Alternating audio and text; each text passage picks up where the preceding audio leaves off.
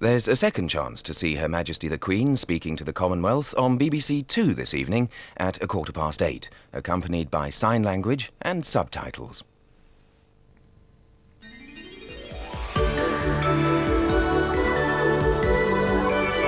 Christmas Day on BBC1. At 5:10, Christmas Only Fools and Horses. Say I caught mad cow disease. Don't worry about that. Who the hell is going to notice? At 6:25, fun and games in Bruce Forsyth's Christmas Generation Game. Christmas bread at 7:30. I wish you'd get rid of that silly belly back. You look like a kangaroo. And Birds of a Feather at 8:20. Blimey, it's Alice Cooper. At 9:45, Diane Keaton inherits a daughter in Baby Boom. You don't stick this bottle back in your mouth this very second, you're going to find yourself on the next Greyhound to Duluth. Do you understand? At 11:30, a storm over a sausage in a vintage Yes Minister. Westminster sources say the sausage could be another banana skin. And at 12:35, George Segal stars in L'Aquila Memorandum. Christmas Day on BBC1. And now on BBC1 we present the world television premiere of one of the most successful films of all time, Steven Spielberg's magical tale of a young boy who befriends a rather strange-looking alien abandoned by his kinsfolk. He's an extraterrestrial, or in short, E.T.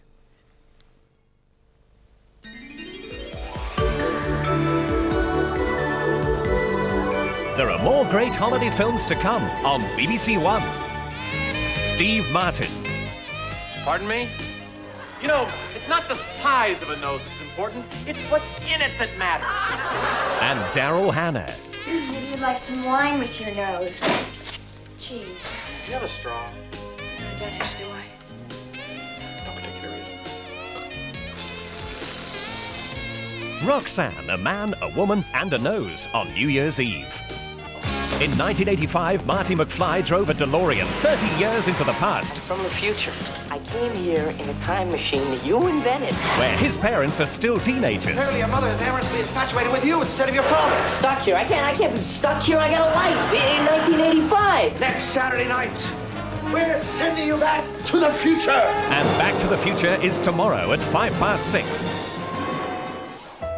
Que bella luna. The moon brings the woman to the man. You can't see what you are, and I see everything. Why are you marrying Johnny? He's a fool. Cher stars in Moonstruck on Saturday. You waited for the right man the first time. Why didn't you wait for the right man again? Because he didn't come. I'm here. You're late. T-10. For a group of American school kids, space camp was the experience of a lifetime, like being let loose in your favorite funhouse until... We have overheat on Booster B. We have thermal curtain failure. Right, Booster 8, so we're gonna explode! What's happening? Andy, make them stop! Make them turn it off! Light it or they're gonna die. A dream becomes terrible reality in space camp on New Year's Day. Jonathan Switcher builds dummies and chats them up. What would you say if I told you you get more beautiful every day? One day, something amazing happened. What's the matter? Don't you like your new scarf? Not especially. Shh. My name is Emma Hezare, but you can call me Emmy. Something happened last night, Roxy. I really think I'm going crazy. I saw things I know couldn't have happened. Didn't I tell you? You're the only one who could see me like this. Mannequin is on Friday at 7:30. When you're a woman with a full-time career, inheriting a baby is not on your list of priorities. I can't have a baby because I have a 12:30 lunch meeting. Your baby has just barked all over my But this is not my baby. Diane Keaton stars in Baby Boom tonight Bye-bye. at 9:45 on BBC1.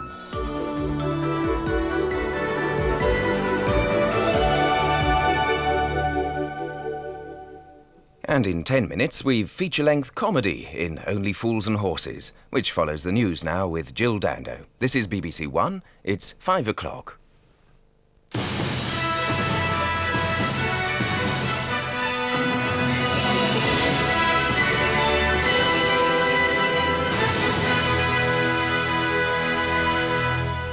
Good evening. President Gorbachev wins the vote and gains more power. As the Congress of People's Deputies changes the constitution, Mr. Gorbachev says, "I don't need to prove I'm not a dictator." And after today's heavy storms, the weather forecasters warn of more of the same for tomorrow. The Soviet Congress has given President Gorbachev some of the new powers he's been asking for. By the required two-thirds majority, the deputies voted a significant amendment to the Soviet constitution. The president can now enforce existing laws throughout the 15 republics by overruling national or regional ministers. The debate about giving the president further emergency powers will resume tomorrow. Congress has handed Mr. Gorbachev the powers that he insists are essential to sort out the economic chaos and prevent the disintegration of the Soviet Union. The draft for his Union Treaty has been formally approved in principle. Radicals are decidedly uneasy about the extent of his power. Alexander Obolensky protested that he should not be leader of the Communist Party as well as president of the country.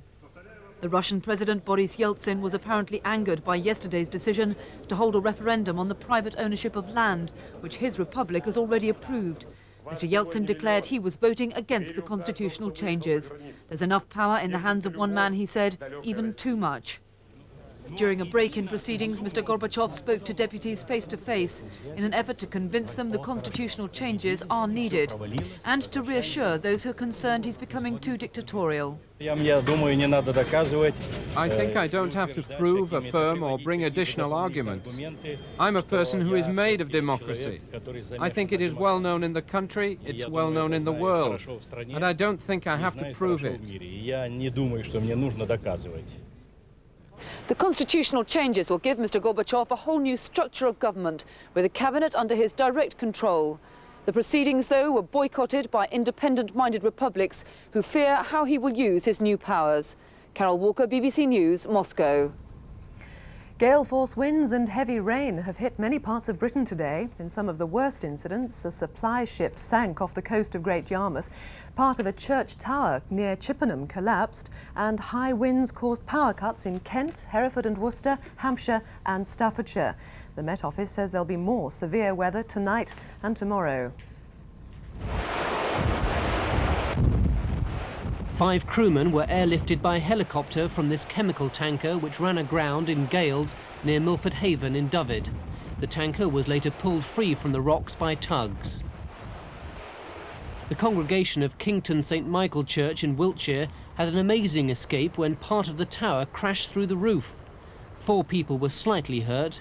The priest conducting the service was just a few inches away from the falling masonry. Thousands of homes were without power to cook Christmas dinner as the gales brought down power lines. And though the winds have died down, the forecasters say we can expect more bad weather tomorrow. In many respects, it's going to be a repeat of today's weather. A depression over Scotland will have associated with it a belt of rain which will cross the whole of the country, and in addition, and more importantly perhaps, will be a period of very strong winds, with gusts perhaps up to about 70 miles per hour in places. And the adverse conditions look set to continue for several days. The Queen, in her Christmas message, says she's been much heartened by the almost unanimous opposition of the international community to the invasion of Kuwait. The invasion of Kuwait was an example on an international scale of an evil which has beset us at different levels in recent years. Attempts by ruthless people to impose their will on the peaceable majority. In his last Christmas sermon before he retires, the Archbishop of Canterbury, Dr. Robert Runcie, has warned against the glamorisation of war. He said a shadow of war hung over the Gulf with the prospect of fearsome combat in which thousands could suffer and die.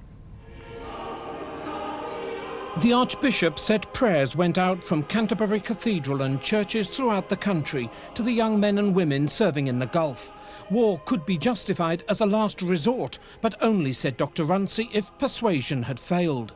We're often tempted, both as individuals and nations, to get our way by compulsion, to glamorise violence as an instrument for righting wrongs and for making or restoring peace. The Pope, in his Christmas message, didn't mention the possibility of war being justified. He warned it was an adventure with no return. But by reasoning, patience and dialogue, peace might be achieved. British troops and other soldiers from the multinational force are celebrating Christmas in the Gulf. They remain, though, on a high state of alert as a precaution against an Iraqi military strike. America's Christmas present to Saddam Hussein, delayed for delivery until at least mid-January, includes the armament of these Apache tank-killing helicopters, moving out into positions where they will be able to take part in the sudden and violent attack that has been promised. For the build-up of forces, Christmas is a day like any other. For the troops on the ground, like Britain's 7th Armoured Brigade, it has been and still is special. Across the desert, Santa of Arabia made the rounds of units where officers were regularly doing sentry duty while the men who serve under them relaxed. We wish you a Merry Christmas. We wish you a Merry Christmas. We wish you a Merry Christmas and a Happy New Year. Among the Americans too, attempts by the authorities to mute the celebrations for political reasons ran into the determination of the soldiers themselves to have their Christmas anyway. They told me by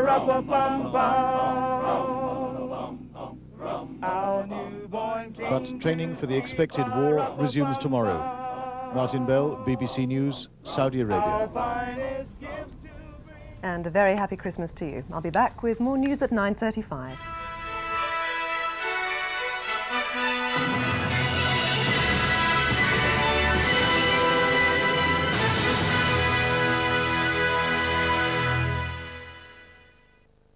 Good evening. Well, as we've just heard on the news, the weather no respecter of Christmas Day at all. It's been wreaking havoc, blacking some areas out. And although the winds caused that are now dying down, there is a warning for later tonight and again tomorrow. Nearly a repeat performance. Hazardous driving conditions caused by very strong winds indeed, gusts to 70, maybe even 80 miles an hour. That's going to cause more structural damage, more trees falling, and compounded by heavy rain as well. So that, of course, particularly on the motorways, means a lot of spray. At the moment, we've got mainly the showers out around the coast to the west, though a packet of showers is pushing its way across the Pennines towards Yorkshire. Could give some difficult conditions there for a time. But as we go through the night, the rain gathering, spreading in rapidly to western areas, those tram lines bunching up together, so stronger winds still coming into the west, at least gale force, bringing that driving rain into many western regions by the end of the night. Now, across in the east, it'll be, for the most part, dry, and here we could see temperatures dropping down in sheltered spots out of the wind as low as 1 or 2. But it's going to be the wind that's going to be the most important feature again tomorrow. Strong winds everywhere. As I say, very strong indeed, gusts to 60 or 70 miles an hour, and not dropping down even later in the day, continuing to sweep that rain right across the country. It won't clear from the far southeast or from the north of Scotland probably, bringing lots of these showers along, very squally and blustery too. Have a good evening. On BBC2 in 15 minutes, there's a tribute to the late Joyce Grenfell, in which Celia Johnson narrates a celebration of the great comedian's talent and life.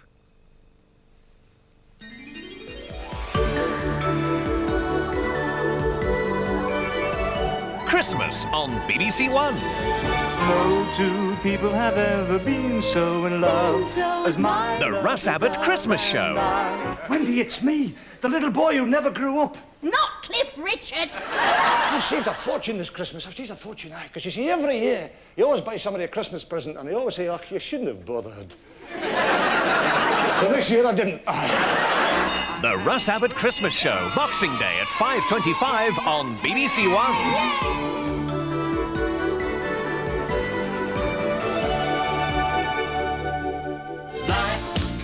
It's the name of the game, and I want to play the game with you. Life can be terribly tame if you don't play the game with two. And you too can join in the games at 6:25, before which, for better for worse, those once confirmed bachelors Del and Rodney now find their lives transformed by attachment. Only Fools and Horses. And a new series of Only Fools and Horses begins on Sunday evening at 7:15 here on BBC1.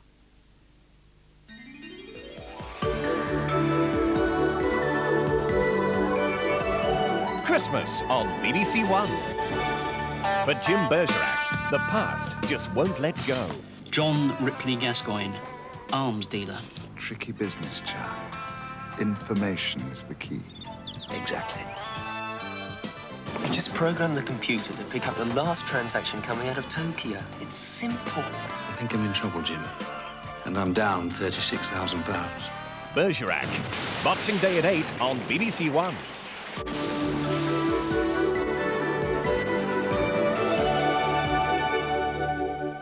I hope you didn't steal her away from me just to play games with her. I did not steal her away from you. She looked at me, she looked at you, then you opened that hole in the middle of your face, and that was it.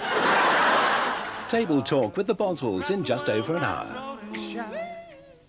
And now on BBC1, a host of celebrity guests are here to join in the festive fun and comic competition of Bruce Forsyth's Christmas Generation Game.